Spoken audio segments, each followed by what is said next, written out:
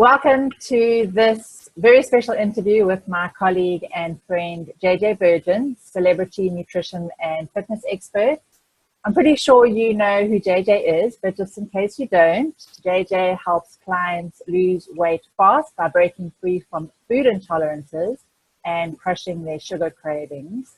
Welcome, JJ. It's an absolute honor to be interviewing you today in advance of your new book coming out, The Miracle Mindset. Gosh, how long have we known each other, Trudy? Like a long time. A long time. And I've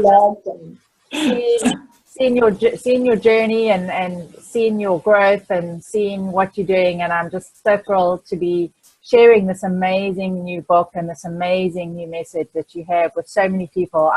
Before we started this, I was just sharing how when I read your book, I couldn't put it down. I just want to say the name for those of you who don't know. It's called The Miracle Mindset, a mother, her son, and life's hardest lessons. And it actually launches next week, early February, actually February the 21st.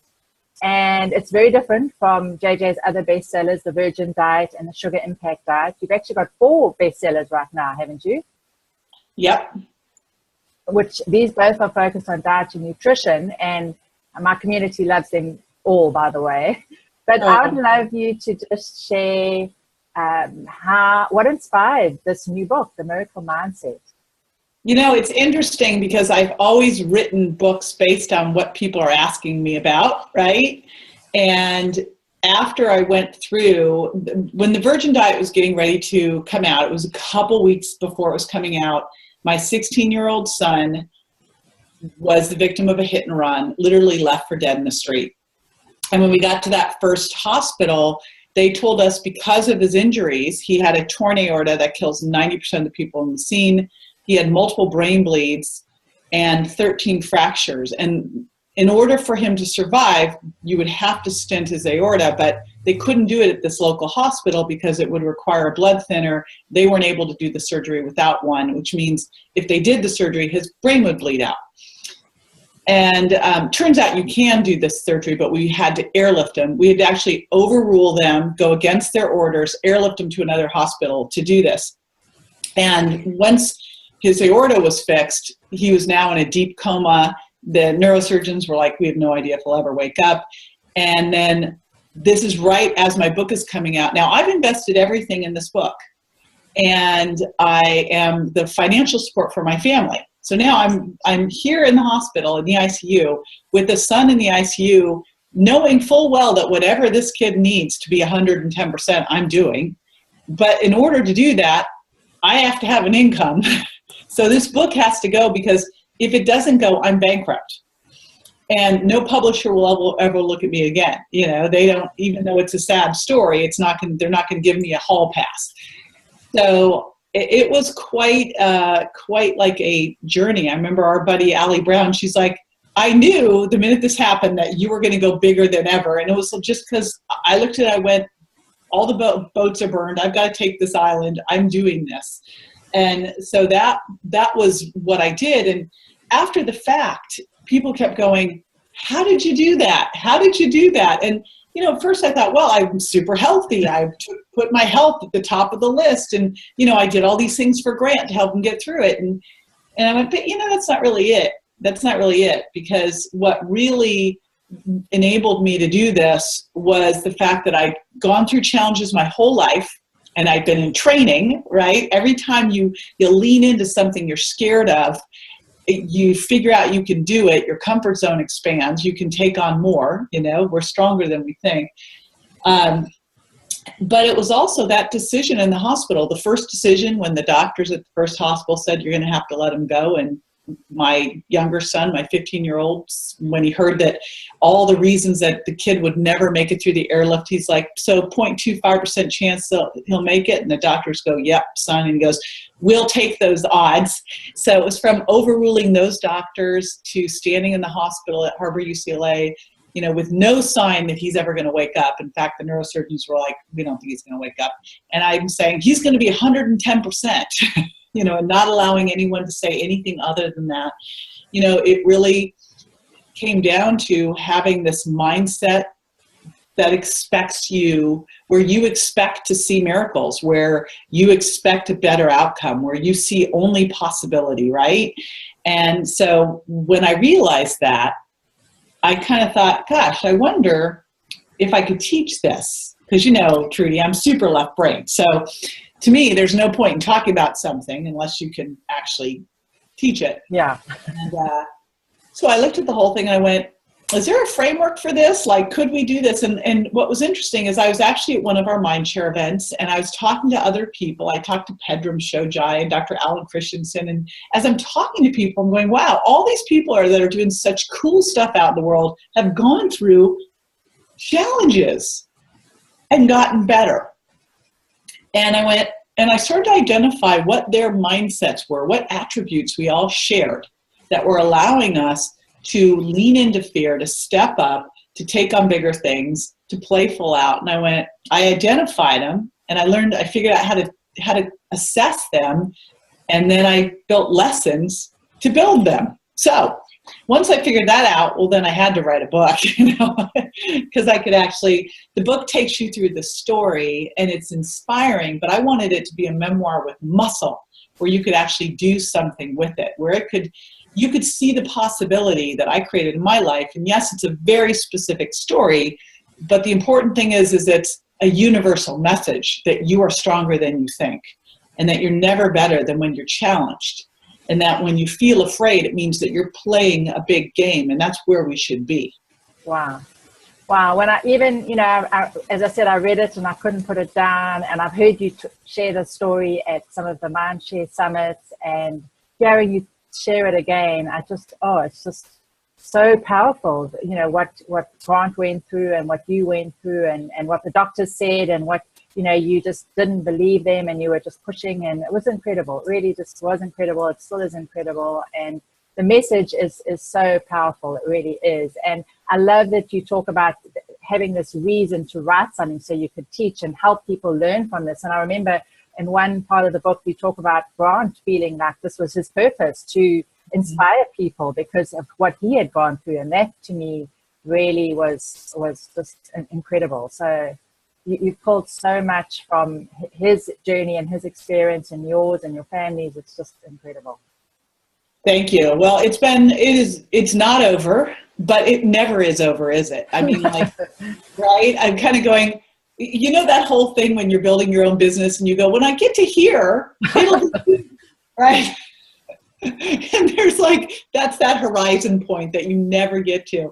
But it's the same in your health, in your relationships. There are always challenges out there. And boy, I mean, Grant's faced some big challenges. And the thing that's pulled him through those dark times were knowing that he had a bigger purpose, even when he couldn't see it. And I learned a really interesting lesson that I wish I'd learned a lot earlier in life. You know, I think as a parent, we kind of want to make things easier on our kids. And that we don't want them to go through the same challenges and struggles we went through. Right. Even those are the things that made us awesome and cool. And when he came through the accident, you know, he'd gotten hit by a car. So we're down in Key West on a family vacation. He's going to cross the street, and I see a car. The car was probably in Cuba. I mean, it was like way far away. But I'm looking at the car, and I'm looking at Grant, and Grant goes to cross the street, and I'm like, I jump on him. And he's like, really, Mom? You know, I see the car, you know.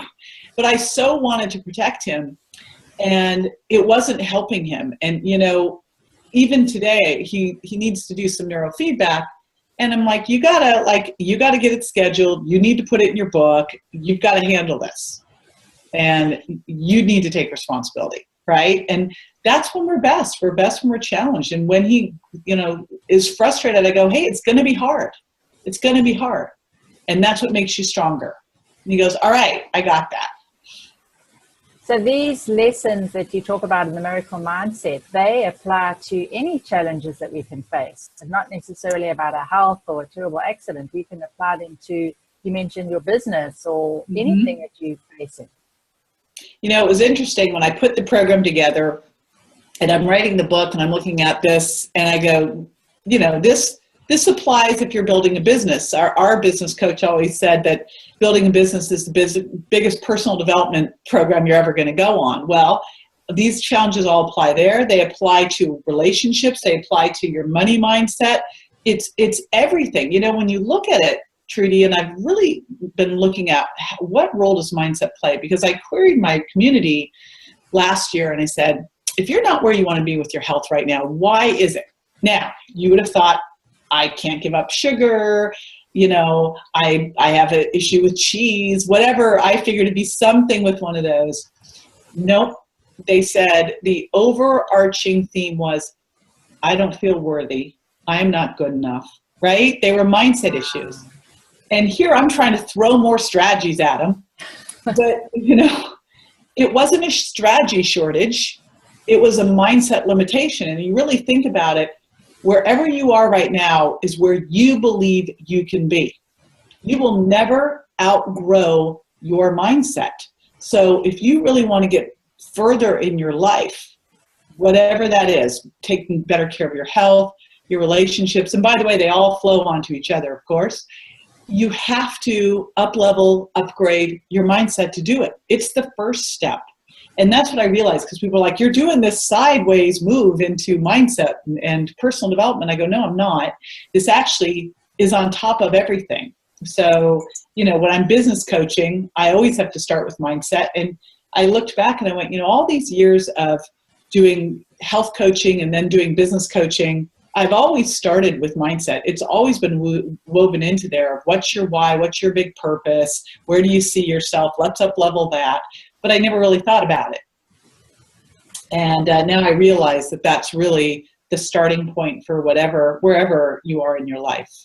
And I think a big takeaway there is, and it should be scary, right? You know, if you're not scared by your goals, by where you're going, you're playing small. So this is very, very profound, because you write about the imposter syndrome, and I'd like you to just talk a little bit about that, because a lot of people will, you know, look at someone who's successful and they'll say there's no way that someone like JJ Virgin could actually be thinking like that. And we all go through this. We all think that we're not good enough. So talk a little bit about imposter syndrome and how that, you know, what the thinking was with that, and then how you managed to overcome that, because I think that's something that's really important for so many people dealing with these challenges.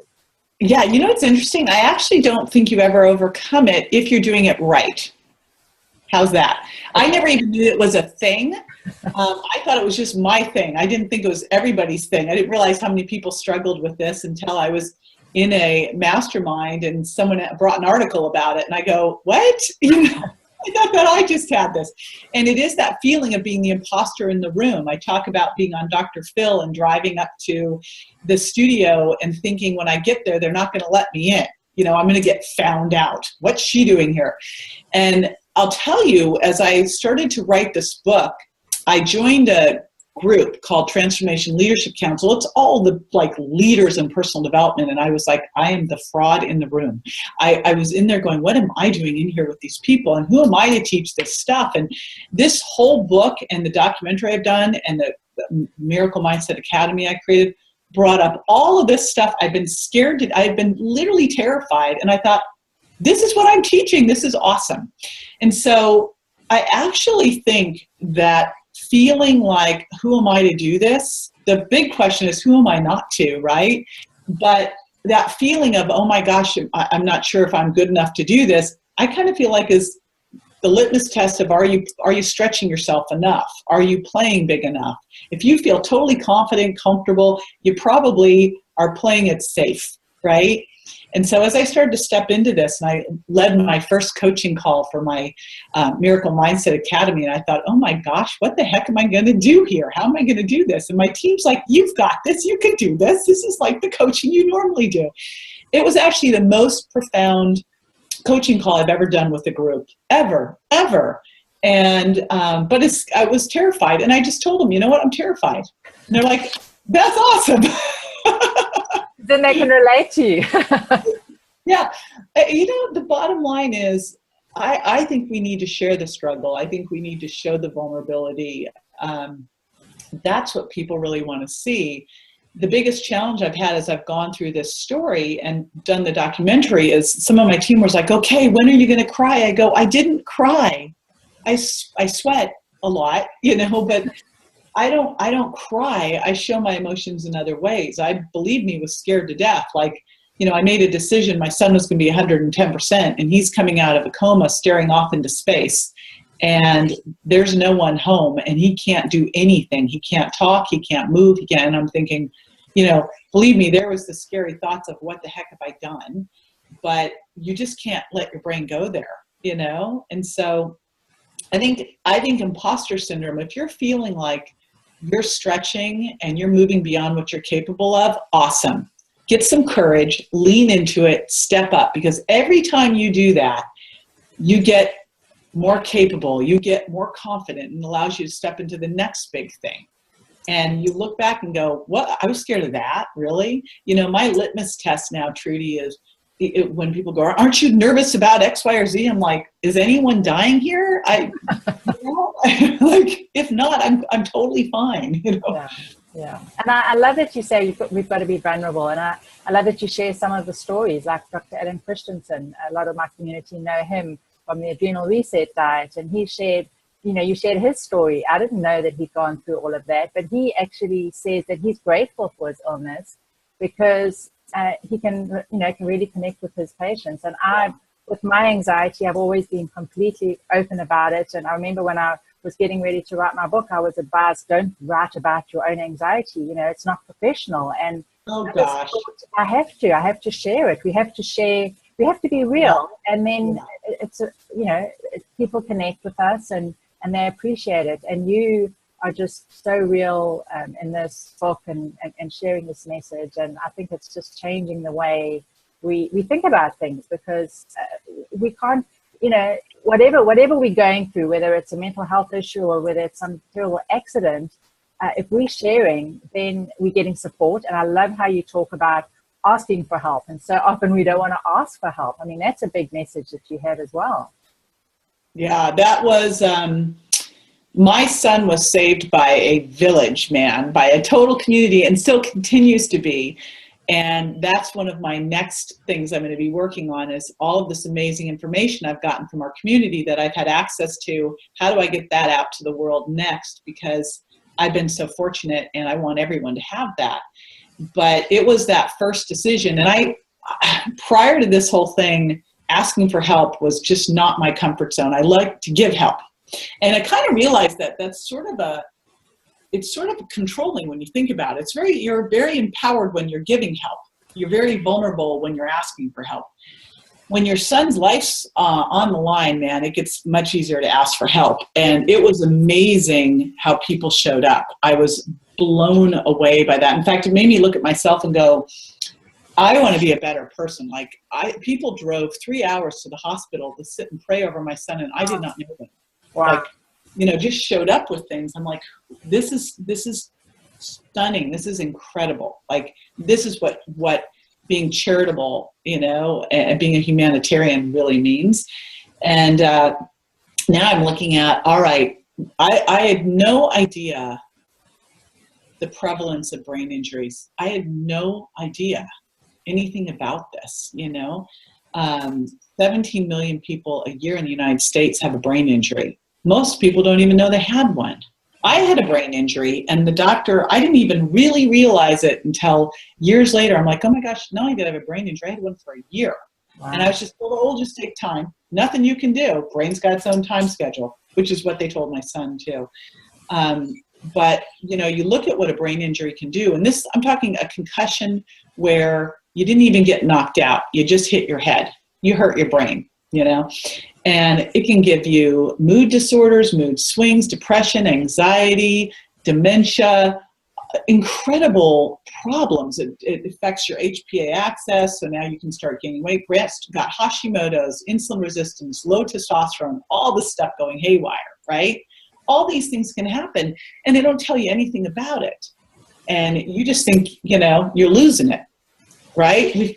I'm getting this information out. I mean, that will be the next thing after I do this book. It's like I've already got dialed in. I've got to get everything that we've done for Grant out to the world so that people understand what they're dealing with here, you know? Yeah, it's amazing. And I want to talk about, I know you've mentioned the academy, so I want to talk about that. And I know you've got a documentary coming out, but while we're on this thread here, because you were talking about people coming and offering help, and then also the doctors just saying, well, there's nothing we can do, we can just wait, and wanting to help other people who've got a traumatic brain injury. So as a nutrition and fitness expert, obviously diet and nutrition and fitness was part of it, not only for you, but also for Grant. So tell us a little bit about how you stayed fit and healthy to be able to deal with this.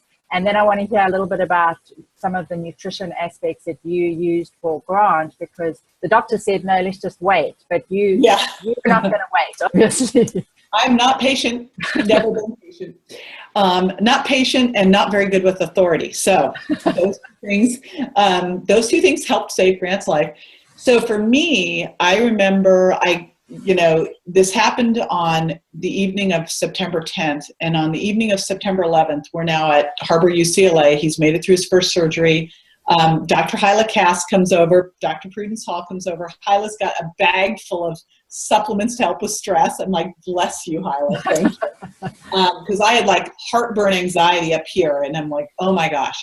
And as I was standing in that hospital, knowing what I had to do, I thought, there is no way I can do this unless I'm like game on. There's like no margin for error. When your child's in the ICU, you cannot walk in sick.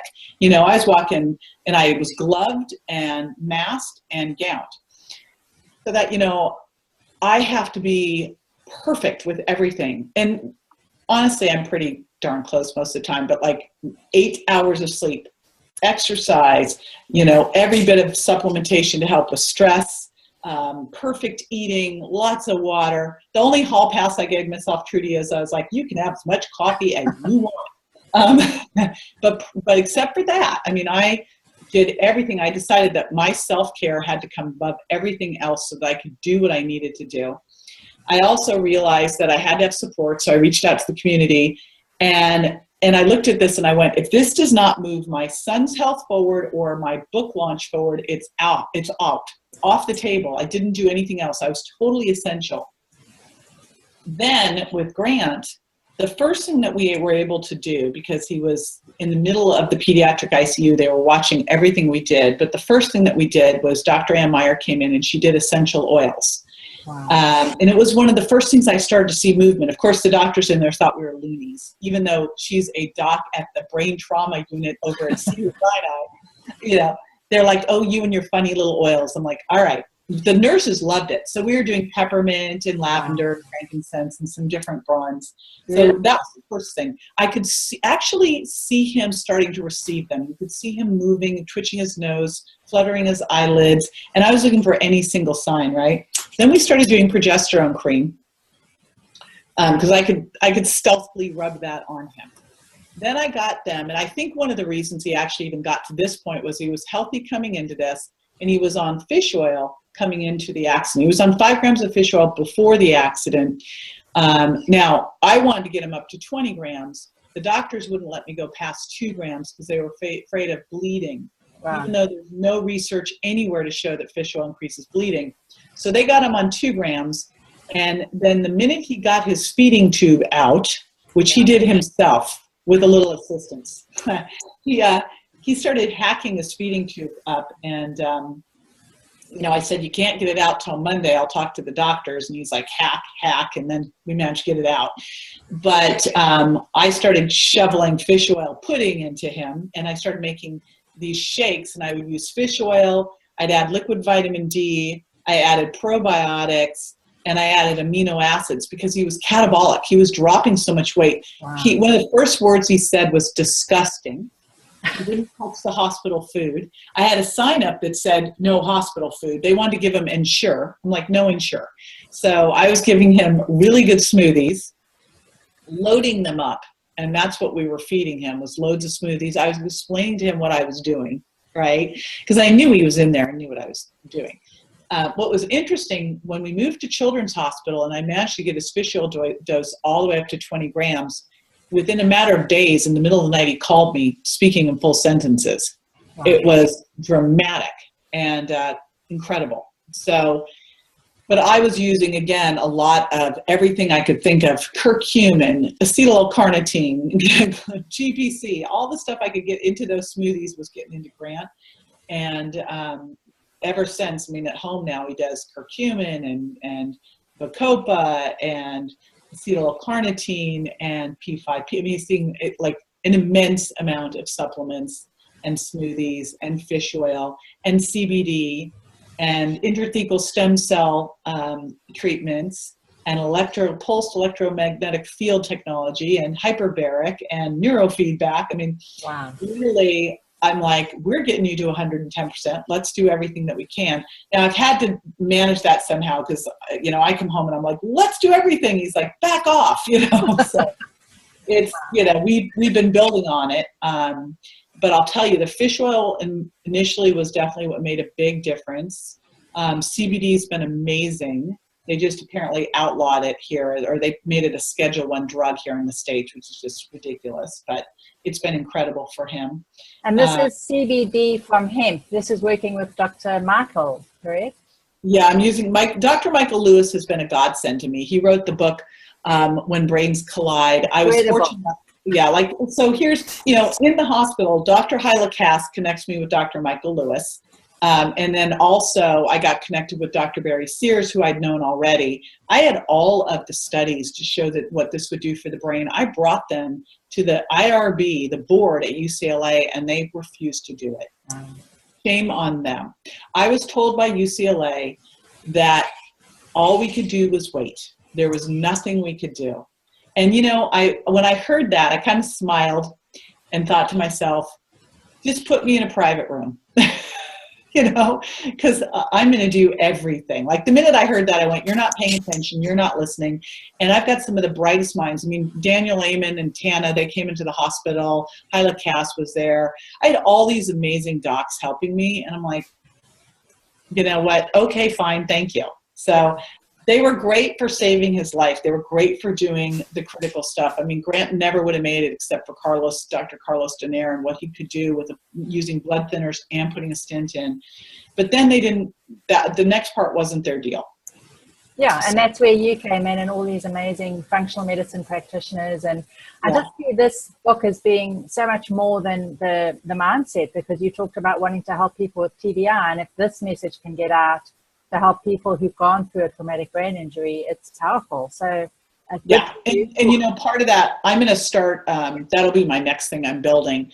But the big thing there, you know, the book to me is very universal. Like, it's a specific story with universal application. Right. But I had a gal post on Facebook the other day, a girlfriend of mine, and she said, oh, we were out surfing, and my husband put the surfboards on the top of the van, and his foot got caught in a towel, and he fell down on the ground and landed on his head, cut his head open, passed out, came to, couldn't speak, was speaking gibberish. We took him to the hospital, and luckily he's fine. They said he didn't have a brain injury. And I'm like instant messaging her going, he's not fine. He's not fine. You know, and I'm like going, this is what I want to take on. Like, they don't even know what to look for. I had another friend who got a brain injury surfing, and he didn't know. And he was depressed, suicidal, and didn't understand what he was going through. This is the stuff that we have to deal with. You know the stats for mental illness, Trudy. Yeah. How much of that could be a brain injury? Right. I saw some research recently when someone fell ice skating, or no, she was skiing. Her son was coming down a toboggan sled, someone in our community, and she banged her head.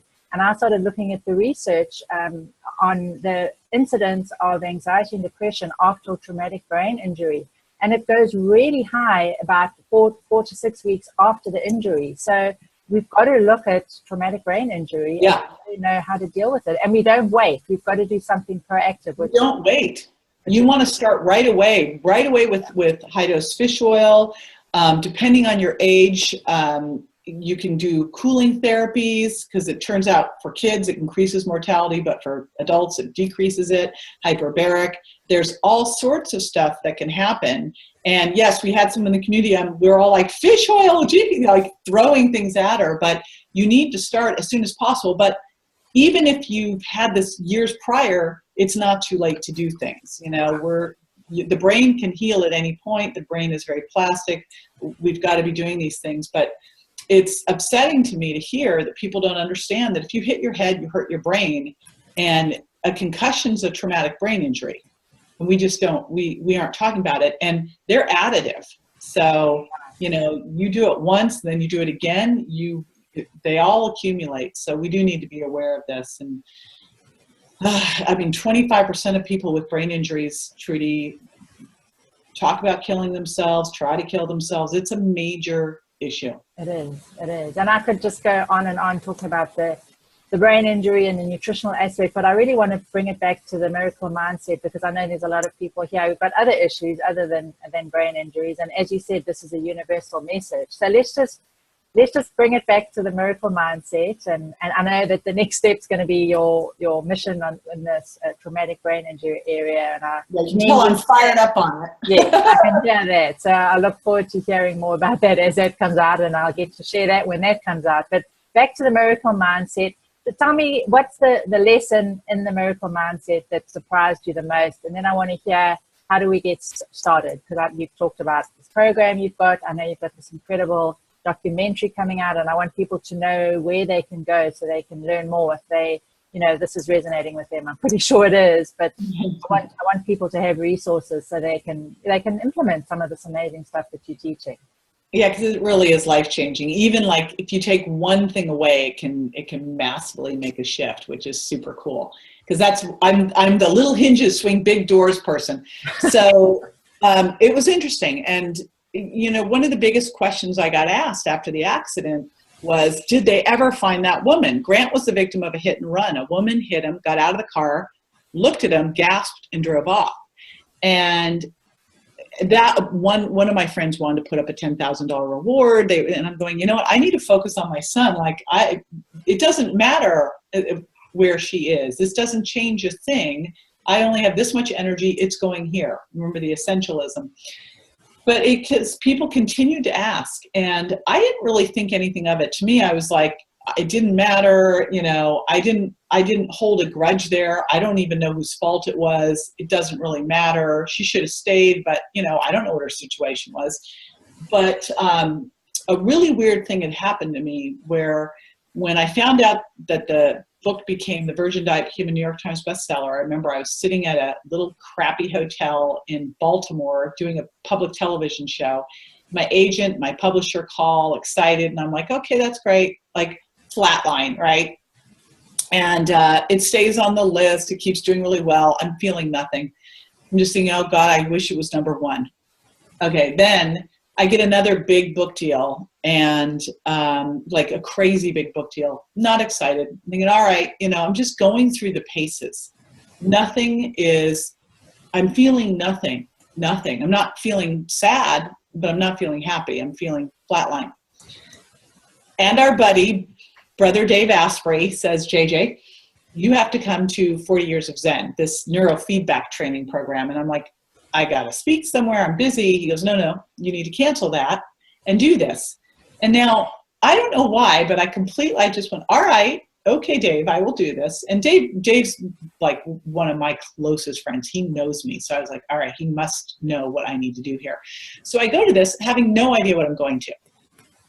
And I get there and I find out that for 7 days, I'm going to be sitting in a room with like these things in my hair.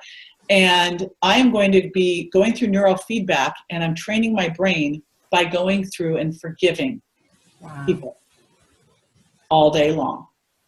Forgiving. And it turns out that like for years of my life, the way that I would handle a wrongdoing, a frustration, a sadness was I would put it in what I called my closet, right? And which was then overflowing. So when, you know, I mean, just kept shoving it away and thinking I'm not holding grudges or anything, but I wasn't forgiving. And really to forgive, you have to actively do it. It doesn't just happen for you. And so I went through that, and I will tell you that probably the most amazing lesson for me out of all of this was what forgiveness can do for you, that it will set you free, that will bring you joy. And it was funny, as I was writing the forgiveness chapter, I was actually on a plane. and I was editing the forgiveness chapter, and the girl sitting next to me kicked my cord of my computer and broke the prompts, right? And I'm flying to Costa Rica. I'm not flying across, I'm not flying an hour. I'm like on a massive flight, and she's broken my cord. Wow.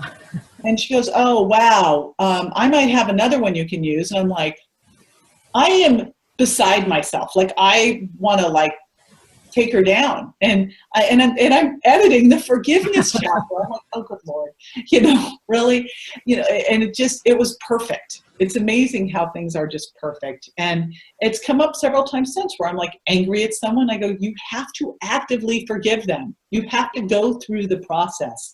This doesn't just happen. And if you don't get through it, you're just like pissed and angry, and it just crushes everything in your life. So that has been really big for me, is understanding that forgiveness is a process you have to actively participate in and find the gift from. And when you do, it is transformational. Wow. Amazing. Thank you for sharing. So tell us about this incredible documentary, You Are Stronger Than You Think. What an amazing title, and tell us what we can get out of it. And why did I do that? Yes. Why did I do this? So it's for the last 2 books, I did public television specials, and they just were great. I love the public television special audience. And with this one, I was like, how can I do a public television special around this? That would be weird. But I wanted to tell the story. And I was talking to my public television producer, and she goes, my real love is documentaries, and we could do an amazing documentary.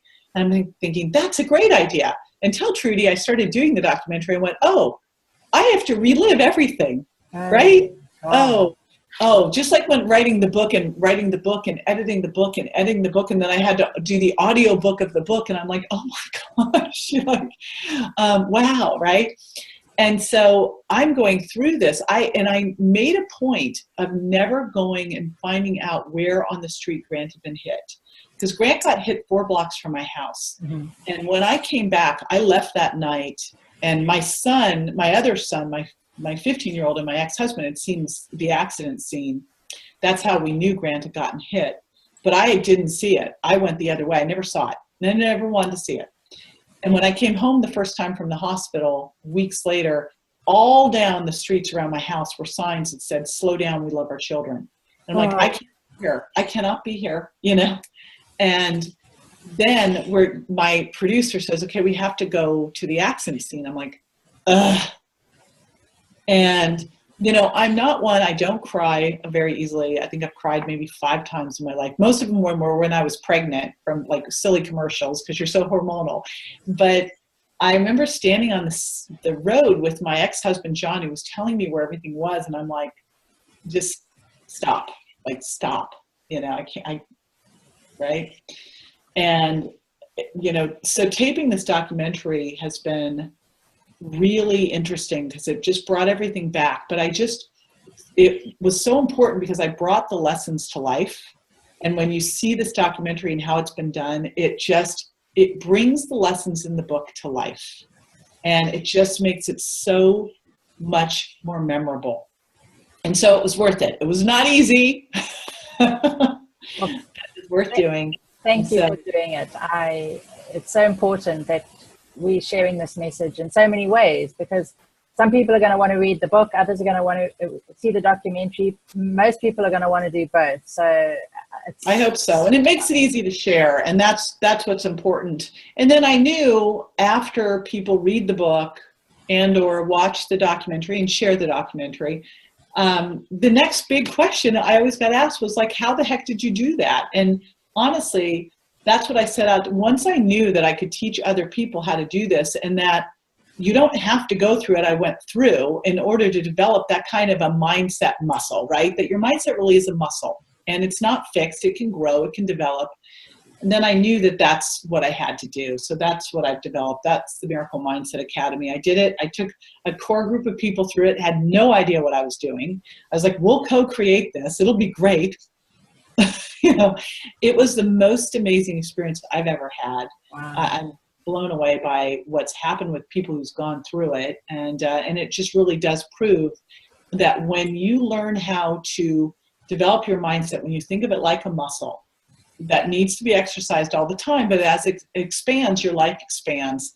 It's crazy what you can do. And, you know, let's face it, Trudy, you never know when you're going to get faced with life's biggest challenges. So, like, you know, get suited up now. Be ready right? now. I know, because when you're in the midst of it, how do you deal with it? So right. You can't go, now I need to do this. Just like, you know, I kept thinking about, gosh, what if I hadn't been super healthy before this happened? You can't stand there and go, okay, now I need to, you know, now I need to be super healthy.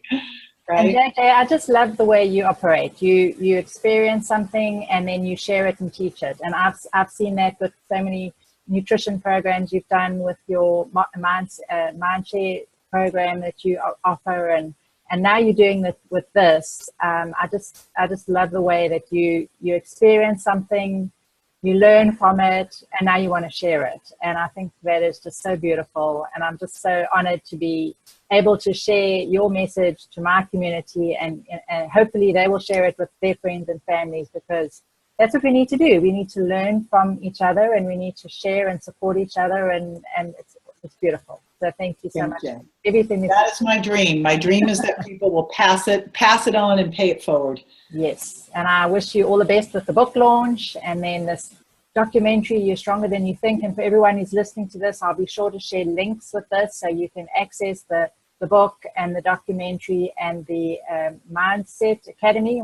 Tell me the name of that again. Miracle Mindset Academy. I'll be having, we have a free screening of the documentary, and then we'll have a live training that I'm going to do for people free as well, just to show them what's possible and give them that first lesson that helps them build resilience.